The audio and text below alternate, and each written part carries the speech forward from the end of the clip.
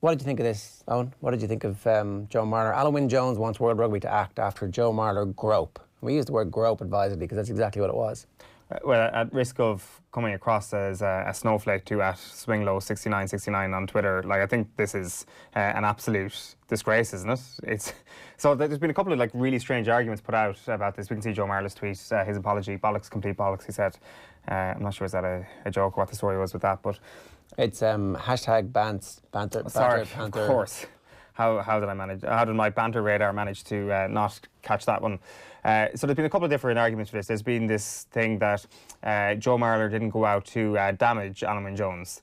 No shit, Sherlock. The guy weighs 19 stone. I'm sure there are an array of different things Joe Marler can do to a human being if he wants to exact physical damage on a person. So well done on actually spotting that he did not want to exact physical damage on Alun Wyn Jones.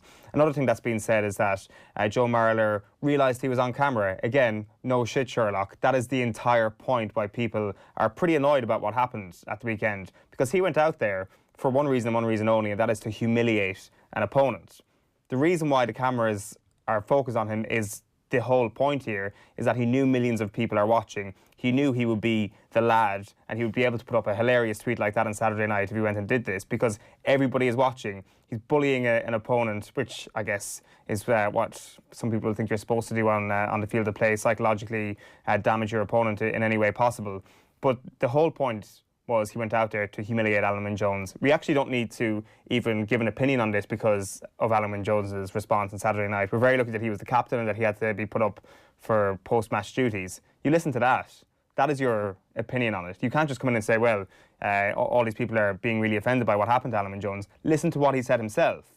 He was clearly upset by what happened. Talks about World Rugby and how something needs to be done about this in the aftermath.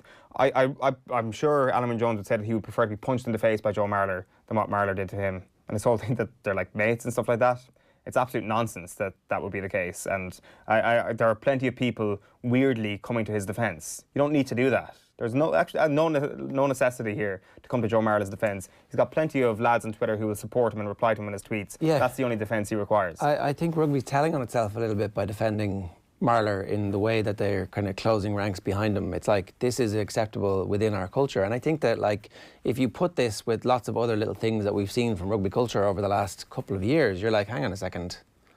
This is a weird, weird culture. And rugby needs to come out and say, no, we don't accept that. And we don't accept all the other things that have happened where the lads, boys will be boys, bollocks. Like, if boys are going to be groping, then boys need to be told again, even though they shouldn't have to be told, that that's wrong. You can't grope people. It's unacceptable. The whole power of a grope is that they get away with it. Like, so any of the women watching that must have been thinking, oh, I recognise that. I recognise somebody who's big and physically strong and is going to do something and get away with it, and then, oh, it's a joke and everybody laughed, which is exactly what my timeline was full of, people with the cry laughing emoji, people who I expect would know better, going, oh, cry laughing, ha ha ha. And then the panels, by all accounts, I didn't see them, but we're all like, this isn't that big a deal. Like, but it's just the whole sort of mitigation that comes in for Joe Marler. Why is that the trigger for everybody? Stop it. Why is the first thing you have to say, well, he didn't go out to physically assault him, oh, he was playing up to the cameras? Why is that the first thing you say? I personally just don't understand that. Well, what you're doing in that instance is you're defending groping. You're defending groping. Like, irrespective of who is being groped, it doesn't matter. It's like groping is acceptable because the point was not to physically... So, and that's just wrong. But like the premise is wrong. The clip of Alun Wyn Jones is very telling, and I guess there's almost a complicity within all of us, really. A little bit of laughter at the start of it. Yeah, like, and I'll hold my hands up here. When I saw that, I was like, oh, Alun Wyn Jones is actually taking this quite well, because I thought he was actually having a laugh with the journalist. And I was like, okay, maybe it's not that bad. Okay, Alun Wyn Jones is taking this well. And then I realised actually... Alun Wyn Jones did take it very well. It's like, okay, but what I meant in a light-hearted way, in a very humorous way. And then all of a sudden when he keeps asking the journalist the question, I'm like, okay, actually, no, he's not trying to make a laugh out of this. He's clearly digging into the issue here, and he's clearly unhappy with the mood in the room as well. He handled it unbelievably well. I don't know how he didn't swing at Joe Marler at that point. It's probably just from a long, long time playing test rugby and coming up against this sort of thing. But England being refereed differently from everybody else is a proper thing. He should have been sent off at that point. Tuilagi should have been sent off Absolutely, with no questions. And the Delalio in commentary, apparently, again, I wasn't watching the ITV commentary, saying that he shouldn't have been sent off. Owen Farrell being refereed completely differently from everybody else. So there's a licence granted to the English rugby team that used to be granted to the All Blacks.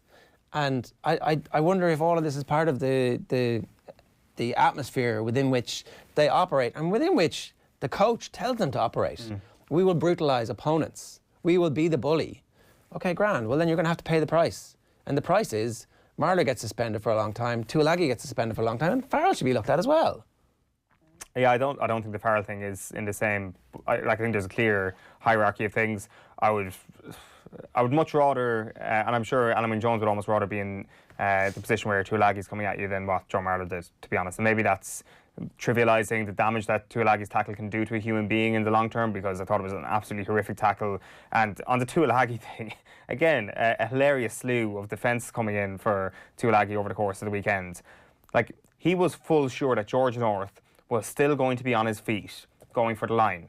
He threw himself at him like an NFL linebacker to get any bit of contact on him, hopefully with his shoulder, to destroy him and push him out over the line. That was the whole point. And then there's people saying, oh, well, George North was falling, he was going to be on the ground anyway.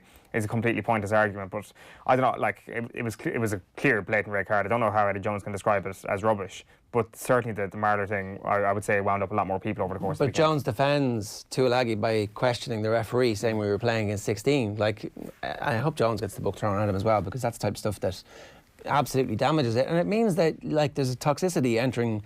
Like, it's all about theatre, right? This is Eddie Jones will come out and defend himself. Oh, it's my job to add a little bit of spice to things. But actually, these games matter already. This is like the biggest game of the year for England and France. A lot of stuff already is riding on it. To add in this extra bit where it's like the referee's a cheat, essentially, is what he's saying, that cheapens the whole thing. And you can't recover from this. But, like, referees should be able to see beyond that, is what I would say. I would say that if you're a coach... The fans are now. Little England is going... Have been mobilised. Little England is waving its red and white flags and going, yeah.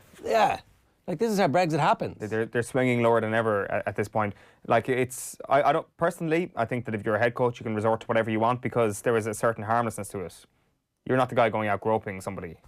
But if that is what your message is sending, then you probably need to question what you are saying. But he sent them out to be brutal. There you go. Like, and then Manu Tuilagi is brutal, and he says referee's cheating. That shouldn't have been a red card. You wonder that. So it's not without consequence. His words are not without consequence. It's clearly not now. But not beforehand either. I personally didn't think until the weekend that I thought Eddie Jones was certainly flirting with the line. After the weekend, I'm like, okay, this is just stupid. This has definitely gone a little bit too far. But the referee should be able to handle what, like, Tuilagi is doing, what Farrell is doing, certainly. Yeah, they're not. They're not.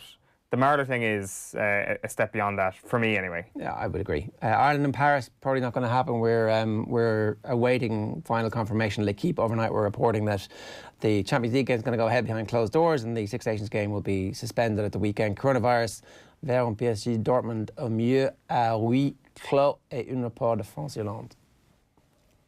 À huis clos. What are you laughing at? It's good French reading. You do it there. Translate it for us on spec. Mr. I'm going to France the weekend. I actually didn't read the headline.